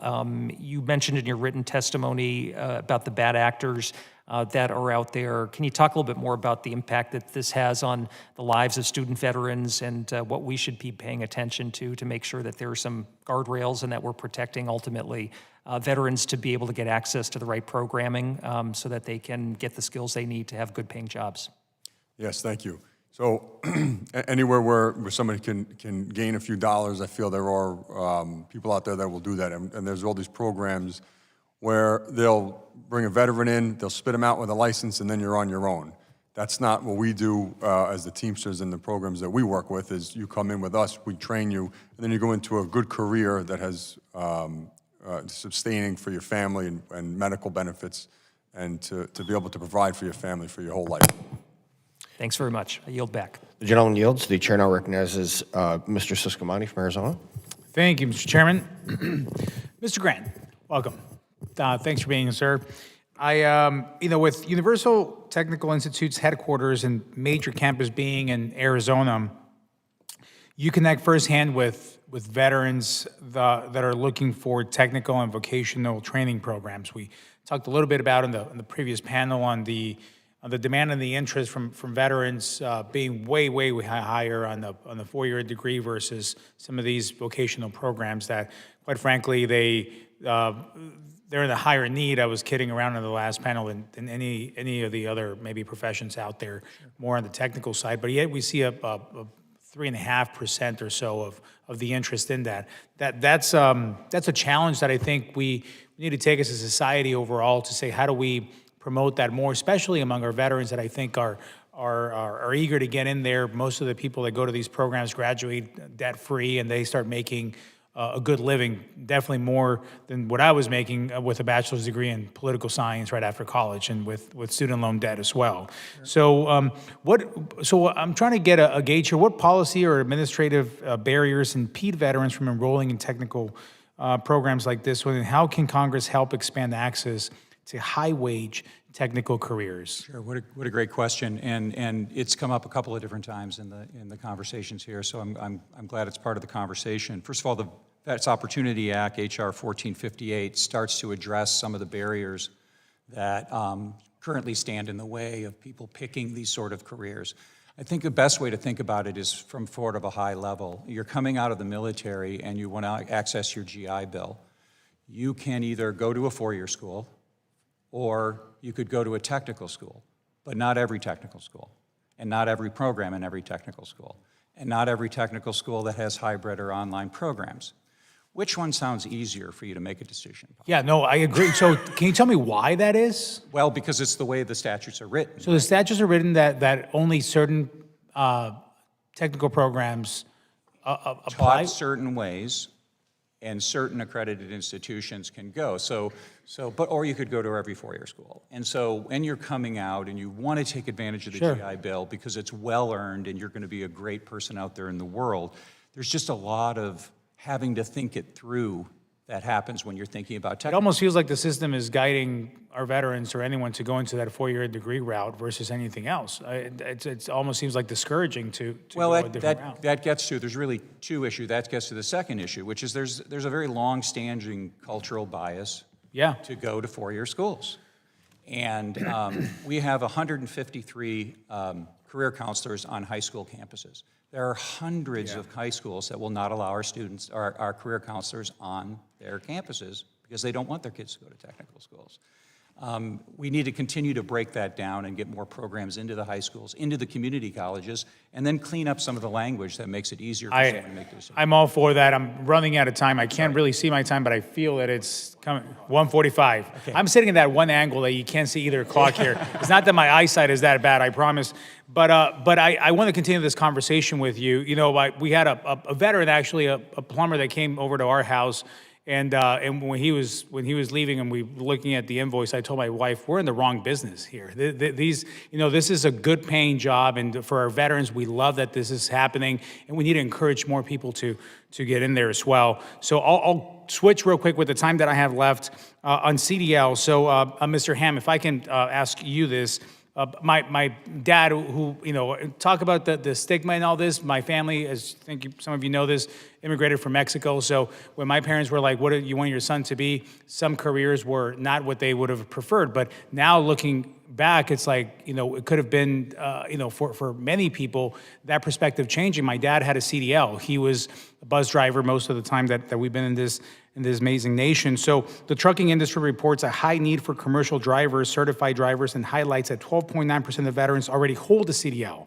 right? So I went to one of the training sites, and they focus heavily in recruiting veterans as well. Can you talk a little bit about that? What can the VA do better here in supporting and training these programs, and the GI Bill with the VRNE program? I can't really speak specifically to the VRNE, but I can tell you that interest in the supply chain, interest in commercial driver's license is not just it's a security issue. It's a national security issue. This is an area that we have to spend money on. We have to focus on. I think multiple people on the panel have talked about SIMVOS and the appropriate nature in which we fund. The gentleman's time has expired. The chair now recognizes Mr. Ramirez from Illinois. Thank you from the great state of Illinois. Thank you, Chairman. And I want to thank all of you for being here with us today. Really appreciate the work that you do to ensure that our veterans are getting good, paying, living wage jobs so that they can retire with dignity. Look, the work that we do in this committee is incredibly important. And frankly, it's our responsibility to ensure that we're safeguarding and protecting the full benefits our veterans earn and deserve. And access to quality education is one of those promises we've made to veterans, and it's our job every single day to deliver for them. However, in recent years, student veterans have been targeted by bad actors, folks who are seeking to enrich themselves by exploiting veterans' GI Bill benefits. I find that unacceptable. I've been talking about it since I got here to Congress 3 years ago. Veterans should be able to choose an educational program that meets their needs, while being confident that their choice is going to result in high-quality education that ultimately results in good, paying jobs. When a student veteran is defrauded by bad faith actors, it's only the right to be able to have a recourse to restore their GI Bill benefits. And that's why almost 3 years ago, I introduced the Student Veteran Benefits Restoration Act of 2025. The bill would ensure that veterans who've been victims of fraudulent practices by predatory institutions of higher education receive the educational benefits that they were entitled to so they could actually graduate and get the jobs that they deserve. We actually passed this bill out of the House with bipartisan support and with a lot of support from the chairman here last Congress. So I want to make sure that I, for the record, note that I'm urging my colleagues to support the bill as a first step to protecting our veterans from this fraudulent behavior. Now, I want to talk about 2017. Congress made a deliberate decision to exclude non-degree independent study programs from GI Bill eligibility due to the rampant fraud and exploitation in non-degree independent study programs. Now, Mr. Grant, I wanted to ask you a question. What do you think, in your opinion, has changed now to justify allowing non-degree independent study programs to use the GI Bill benefits when we know that they're still being exposed to the same risks that we saw back then? What has changed for you? Well, thank you for the opportunity to respond to that. Number one, I won't pretend to be the voice of an entire educational industry. I can speak very highly for Universal Technical Institute and its outcomes. I also would like to follow up on one of your other questions around the number of employed veterans that are out in the market after 6 months, because your statistic is accurate, which gets to the notion of quality of education, but it's not complete. And the reason is that because the military benefits are 36 months, many of our veterans, 3,300 we educated last year, go on and do another program. And so once they graduate from one program, say it takes a year, they'll go on and do another 6-month or 9-month program. They don't get credit for going to school for that other program. Anyway, so we pride ourselves on our outcomes and the high degree of integrity around the industry alignment, and we're very proud of what we put out in the market in terms of veteran graduates. That's great. So let me ask you, I'm really concerned about bad actors in veterans education. I think you are as well, and I know from the work that you do. I guess my question is, what are we doing to ensure that we're preventing these risks from continuing to happen? And I have a little bit of time, so I just need to get to a next question. Sure. So if I can, I'll come back to you. Sure. Mr. Bostic, your company participated in the Skill Bridge, which has employment rates above 90%. Meanwhile, we're seeing the consequences of programs like VetTech overpromising and undelivering. So, Mr. Bostic, what should the VA and Congress be looking for to distinguish high-quality training providers from those who offer training without real career opportunities at the end, where they end up having to go to other programs and other programs? That's a fantastic question. Thank you.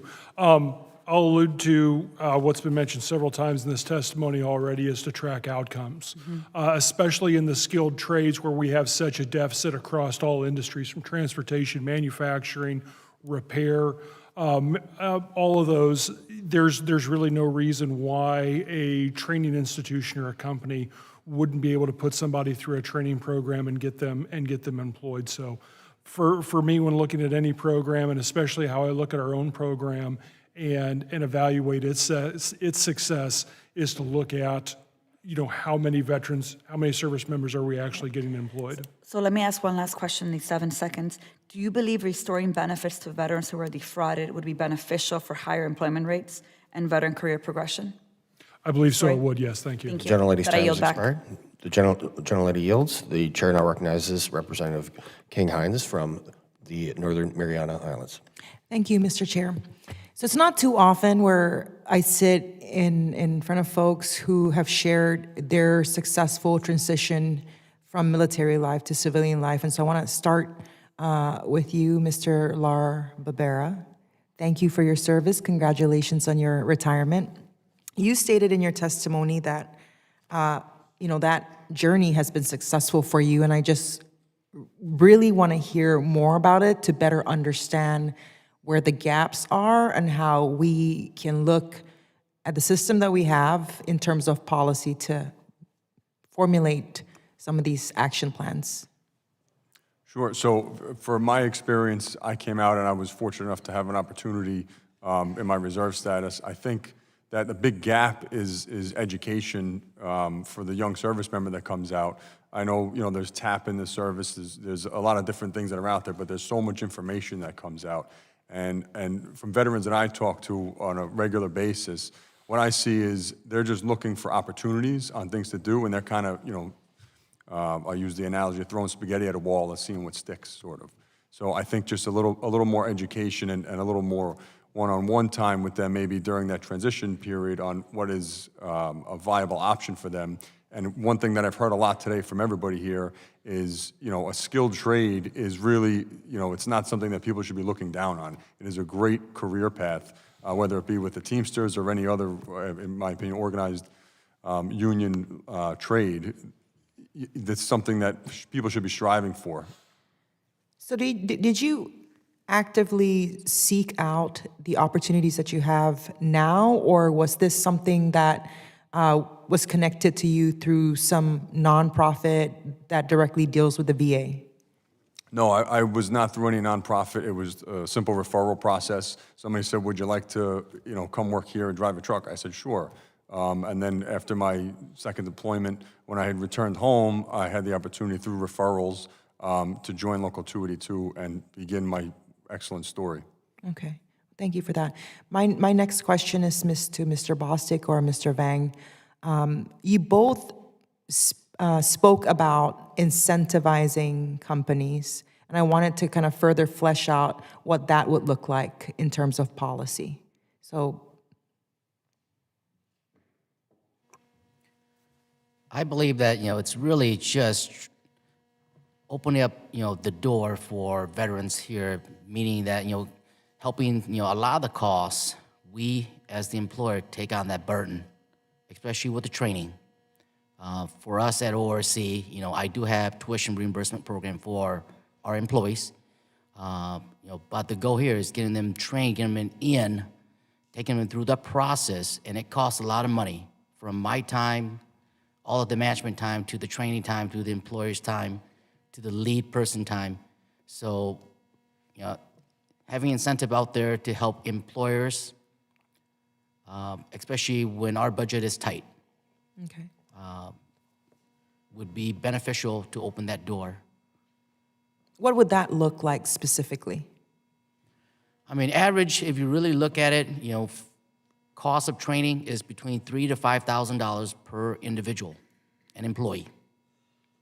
So, being able to, take on that burden with subsidies coming in would really, really help us expand that door for all of our veterans. Okay, I have about a minute left. Mr. Bostic, can you chime in on some of those suggestions that you stated during your testimony, specifically the incentive part? Yes, ma'am.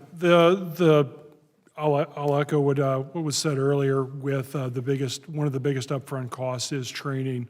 Remarkably very similar dollar figures on the equipment technician side. In addition to wages, the training is one of the largest upfront costs. We're able to discount, provide for free a lot of our internal training to service members. I know the dealerships that have hired our service members, they provide a lot of training up front as well. Several of our dealers will even sponsored veterans to go on to an accredited community college, an actual diesel tech program, and don't require the service members to use their own GI Bill benefits to do so. All right, thank you for that. I yield my time. The gentleman yields. The chair now recognizes Mr. McGarvey from the great state of Kentucky. Thank you, Mr. Chairman. Mr. LaBarbera, I want to start with you today. You warned about predatory CDL programs targeting veterans. What safeguards should Congress put in place to make sure that the GI Bill funds only and supports high-quality training providers? I'm not sure I have an exact recommendation of what safeguards can go in place, but I think really looking at them, and if you look at, like I said before, something that leads into a career and not just a CDL program, I think, focusing the time and resources on that, I think would be beneficial. No, thank you. And Mr. Bostic, John Deere's Skill Bridge program has already shown how veterans can move straight into dealership careers where employers are directly involved. So building on that success, what should VA do to formalize employer advisory councils and make it easier for small businesses to take part in Skill Bridge? I don't have a good answer. Honestly, it's a complicated issue as far as getting the right people involved at the right time for the right purposes. And again, I do not have a ton of interaction with the VA benefits. As I said earlier, I would connect them with dealers. It's just in my own personal experience at trade shows or career shows or events similar to this one, when you have employers together talking about the gaps that they need filled, best practices, and especially when they have the year of legislatures in the same area, those sort of conversations foster a lot of change and a lot of growth. So anything along those similar lines would be beneficial. Thank you. And I think, what you all are saying is what we want as well, right? Veterans don't just need programs, veterans need jobs. And we got to make sure that programs, even if they're well-intentioned programs up here, are actually leading to veterans getting jobs. We know that employer-focused pathways work. We know that short-term education programs need accountability. We know that there needs to be transparency from the VA, especially how they're implementing the Dole Act and Readiness. And so, I want to make sure that the transparency is there, the accountability is there, and that when the rubber meets the road, and our veterans who are motivated, who are skilled, are coming into civilian life, that we're able to help with that transition from the military into getting a good job where they can take care of themselves and take care of their families just as they took care of us when they have the uniform on. Thank you so much, Mr. Chairman. I yield back. The gentleman yields, and I recognize myself for 5 minutes. What has come up repeatedly is the education industrial complex, and that's what that is. It's essentially turned into a racket.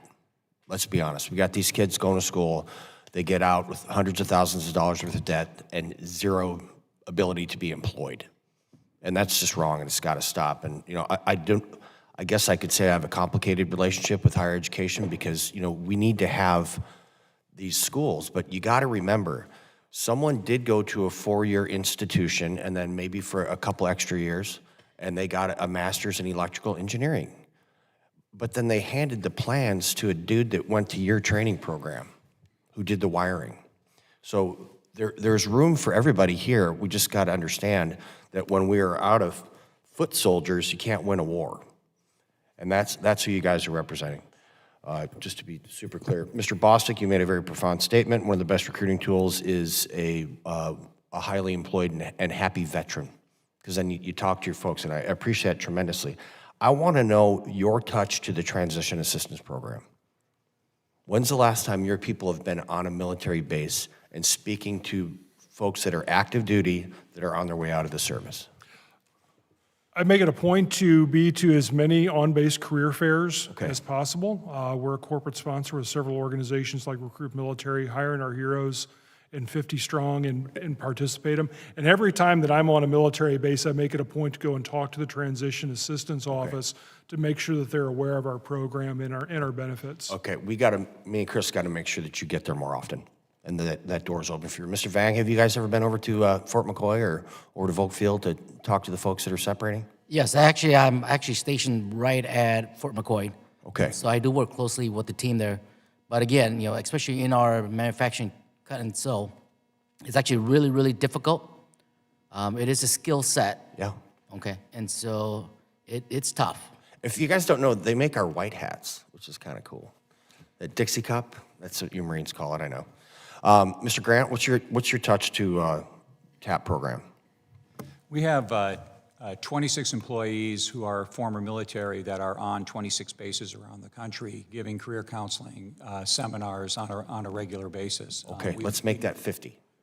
All right. Okay, we got a lot of bases. I'd also like to say I didn't get the memo on the tie. I am from the great state of Wisconsin. Where are you from in Wisconsin? I was born in Milwaukee, raised in Racine, UWM graduate. Oh, really? Okay. Well, let's get the memo out next time. First Sergeant, what's your touch to the TAP program? So our touch is through the Helmets to Hardhats program, where there's regional managers that visit every site that's available to them, every base, and anytime they're there. I think it's roughly 25,000 veterans they touch on a regular basis that contact Helmets to Hardhats seeking a career. Okay, Mr. Hamm? Yeah, thank you for the question. Yeah, we're on the bases every single week. We've got a team of people that travel the country every single week and are attending the TAP program briefings and actively trying to recruit folks to come to our great industry. Okay, and we got some of my fellows back there with those funny hats on. We got to make sure that you guys are connected to our VSOs also. It's critically important. So we need the American Legion, we need the VFW, we need disabled vets. She's in the back corner hiding. From DVA, we got to make sure that you guys are connected. And as Mr. McGarvey said before he departed, it's about jobs. We have an issue with the Skill Bridge program. And we are trying to make sure, we've paid for this thing, and we're kind of getting the Heisman once in a while from the active duty component. So we're going to start working with those cats, because if we're not filling those billets, or if they're going to a certain pay grade, which they are, that's not okay. And so we'll be working, I'm also on the House Armed Services Committee, so we bring this up because we got to get those people into these programs that we have, because they're critically important. With that, I'm going to yield back. I want to thank you all for coming to discuss veterans employment. It's critically important, as I just said. It's clear that this is an invaluable program for our veterans, and something we need more guarantees for jobs for our veterans when they get out. I hope to continue working with Chris, my friend, and the rest of the committee to improve the administration of these approved apprenticeship programs and enhance them in the private sector and nonprofit sector to continue to help future generations. And with that, I'd like to yield back to Mr. Pappas for any comments you may have. Well, thank you, Mr. Chairman. I appreciate the witnesses all attending today and for your testimony. I know it takes a lot out of your day to be able to travel here, but we benefit from having your voice in this conversation. We need to be able to track skill growth, income, and career building within the industry long-term to truly see if these employment programs that we've been talking about today are successful for veterans. I took notice that almost all the written testimony contained references to TAP. Getting employment wrong, especially during a transition out of the military or between duty statuses for our National Guard and Reserve component service members, put the veteran and their family at risk for negative outcomes like housing insecurity, food insecurity, substance abuse, and suicidal ideations. That's why we need to ensure that veterans are protected from scams and programs that waste their time. TAP wasn't the subject of this hearing, but it's a crucial piece of this discussion. And so I hope to see improvements on the program in the upcoming NDAA, including a TAP curriculum for spouses and families. I was disappointed to read in the American Legion statement that the Department of Defense recently declined to meet with them on TAP, and I hope to continue rigorous oversight of that program with you, Mr. Chairman. Thank you very much for everyone's contributions, and I yield back. The gentleman yields. I ask unanimous consent that all members may have 5 legislative days to revise and extend their remarks and include extraneous materials. Without objection, so ordered. This hearing is adjourned.